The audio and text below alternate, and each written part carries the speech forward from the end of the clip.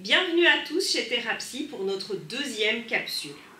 J'espère que la semaine dernière, vous avez vraiment profité de ces changements, de votre gestion émotionnelle et que vous vous sentez aujourd'hui super bien. Aujourd'hui, j'ai choisi de vous parler d'un sujet très différent, mais vous allez voir super intéressant, votre prénom. Et oui, en psychologie, il y a plein de courants différents, très intéressants. Et aujourd'hui, on va aller faire une incursion rapide mais passionnante dans le monde de la psychogénéalogie. La psychogénéalogie, c'est une branche de la psychologie qui étudie l'influence, l'impact de la vie de tous vos ancêtres ou des ancêtres principaux sur votre vie à vous.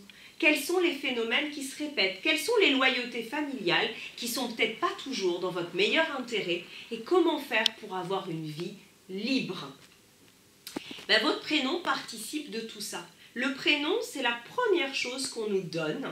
Et votre prénom, ça indique très clairement la programmation que vos parents avaient pour vous. Programmation, bien sûr, inconsciente. Qu'est-ce que j'entends par le mot programmation? Vous allez me dire, c'est peut-être pas très clair. Ça veut dire que quand un enfant naît au monde, vient au monde, ses parents imaginent des choses pour lui. Il va avoir pour eux une place particulière, une mission particulière. Ils le font pour une raison souvent consciente et encore plus inconsciente. Et notre prénom à tous, il révèle un peu ça. Pour connaître cette mission-là, pour savoir ce qu'on attendait de vous, et peut-être le satisfaire en partie, mais peut-être aussi en faire autre chose, quelque chose qui va vous ressembler à vous, il faut réfléchir à tout ça. Et aujourd'hui, dans notre petite capsule, on va se poser quelques questions essentielles, vous allez voir, et très passionnantes. Alors, à vos crayons, à vos méninges, vous allez faire les Hercule Poirot, pour ceux qui connaissent, de la psychogénéalogie. À quoi est-ce qu'on va s'intéresser? Tout d'abord, votre prénom, il a une étymologie, c'est-à-dire une origine, un sens. Par exemple, si je m'appelle Gabriel, ça veut dire, et c'est pas pour rien, la force de Dieu. Si je m'appelle Raphaël, là je suis dans les archanges, mais ça pourrait être un autre sens bien sûr. Si je m'appelle Éric, par exemple, ça veut dire le roi. La première chose que vous pouvez faire déjà, c'est de chercher l'étymologie de votre prénom, parce que ça donne une indication très claire sur les souhaits de votre famille. Si j'appelle mon enfant Raphaël, c'est sans doute qui veut dire Dieu guérit. C'est sans doute que dans mon arbre, il y a eu des maladies, des difficultés autour de la santé, physique ou mentale, et que je demande à mon enfant inconsciemment, je lui mets une mission de réparation. De la même manière, si j'appelle mon enfant Éric, je le positionne d'une façon particulière par rapport aux autres. C'est le roi, c'est pas n'importe qui.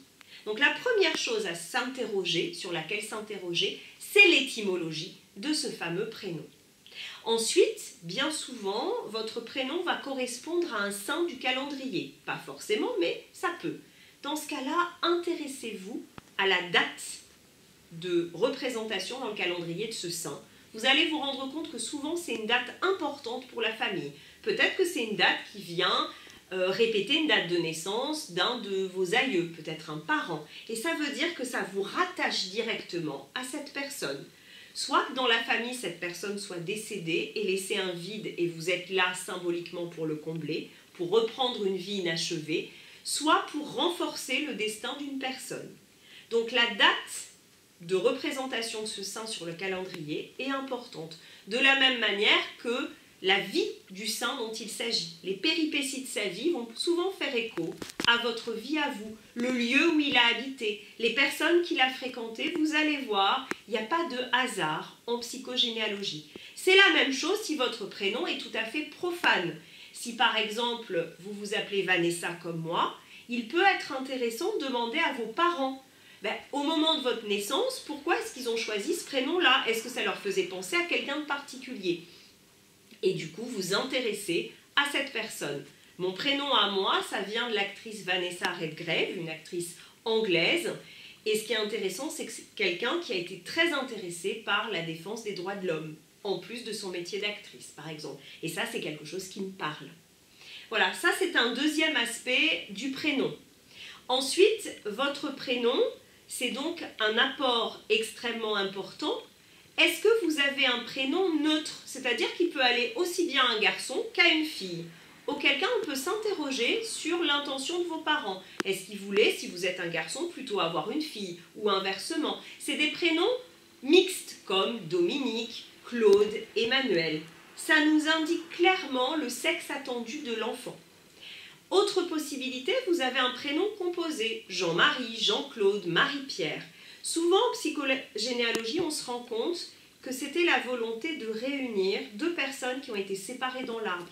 Par exemple, des fiancés qui ont été séparés par la guerre, des enfants orphelins qui ont été élevés, des frères et des sœurs qui n'ont pas pu être élevés ensemble. C'est une façon pour l'arbre, souvenez-vous, on en parlera souvent en psychogénéalogie, l'arbre essaye toujours de réparer les traumatismes antérieurs et en donnant ce prénom composé à l'enfant, c'est une façon de réconcilier les gens, de les rapprocher. Donc, tout ceci est bien important.